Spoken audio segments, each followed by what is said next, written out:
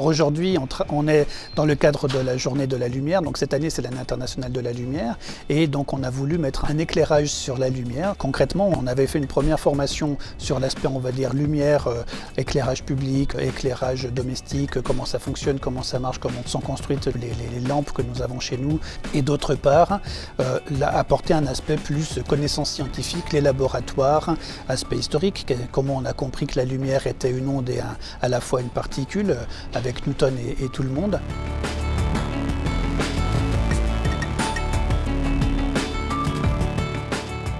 Donc ces rencontres pour les enseignants, ces formations sont construites avec toujours un enseignant-chercheur, donc quelqu'un d'université, un scientifique, avec un pédagogue, c'est-à-dire un enseignant du primaire ou du secondaire, en fonction bien sûr du niveau concerné. Et là, ce qu'on leur apporte, accès directement au laboratoire, par des visites de laboratoire, par des rencontres avec des scientifiques, c'est vraiment la science moderne d'aujourd'hui.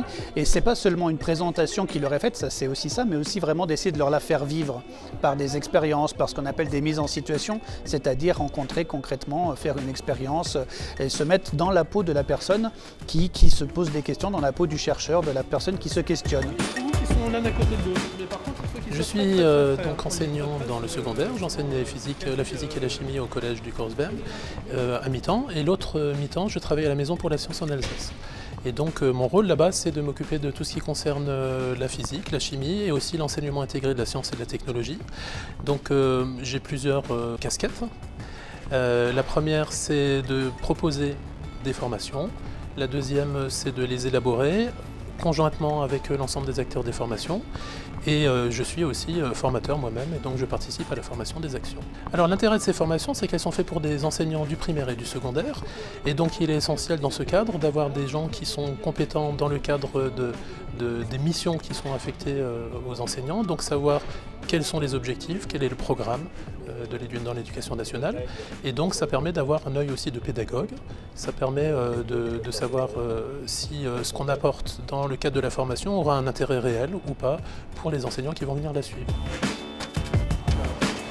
Donc avec une ampoule telle que Jean-Daniel. Alors aujourd'hui j'ai été formateur dans le cadre de la Maison pour la Science, donc à destination des enseignants de collège. Donc mon but ça a été de leur donner un rafraîchissement, si je puis dire, des savoirs, des notions, donc des différents aspects de la lumière, que ce soit en ondes et corpuscules, et avec en arrière-pensée leur montrer qu'il est possible de faire passer des notions qui peuvent paraître difficiles pour des élèves de collège, mais de leur faire passer ces notions simples en utilisant du matériel simple, de la vie relativement courante, de telle façon à ce qu'un élève en fin de cycle 3e sorte avec justement cette notion que la lumière, c'est à la fois un aspect ambulatoire, un aspect corpusculaire. Tout à fait intéressante, en particulier à la on nous donne d'essayer de comprendre. Ici, on a vraiment une action qui va dans le sens du rapprochement entre les formations et les laboratoires. On est ici sur un campus CNRS où vous avez la fine fleur des laboratoires dans le domaine de la physique, dans d'autres domaines aussi. C'est une journée qui est consacrée à la lumière, donc plutôt au niveau de la physique.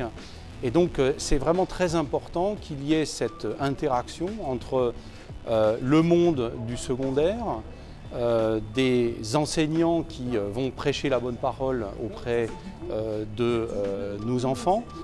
Et donc d'un point de vue institutionnel, d'un point de vue de l'université, c'est vraiment une action extrêmement importante et qu'évidemment on le soutient fortement.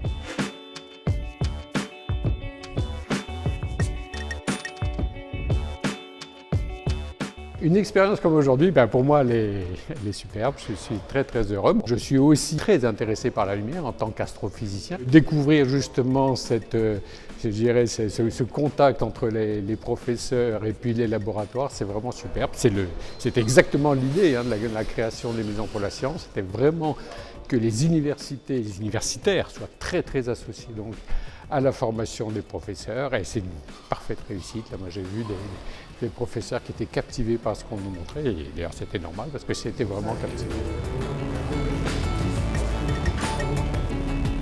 Dans une journée comme celle-ci, on travaille d'autant plus que jamais les sciences vivantes au cœur du projet de la Maison pour la Science, avec des chercheurs, des techniciens, des ingénieurs, des doctorants qui font la recherche d'aujourd'hui sur le site ici de l'Université de Strasbourg à Cronenbourg, et puis sur des découvertes de techniques, de machines, d'instruments, de méthodes, de questions qui sont sous-jacentes, qui guident les chercheurs dans leur démarche de recherche et qu'on souhaite partager avec les enseignants, puisque c'est bien le but du projet, de venir changer la représentation profonde que se font les enseignants de la science vivante d'aujourd'hui, la science et la technologie vivante, et donc de leur donner de nouvelles idées pour revenir auprès de leurs élèves en classe.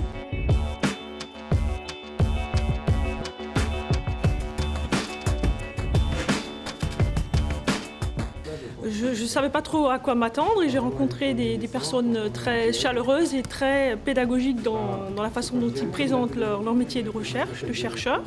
Ils ont expliqué des choses très simplement, ils se sont mis à notre niveau.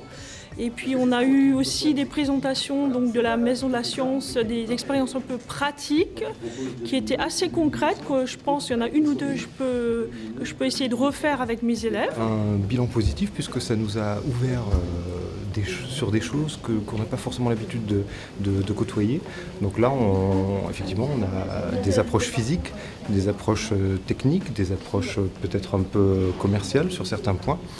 Chose que nous, on met en œuvre sur des objets, mais pas forcément sur des bases physiques de la lumière. On est tous heureux d'être là, les gens sont très positifs par rapport à cette action de la Maison pour la Science. Donc on constate, on voit beaucoup de chercheurs passionnés.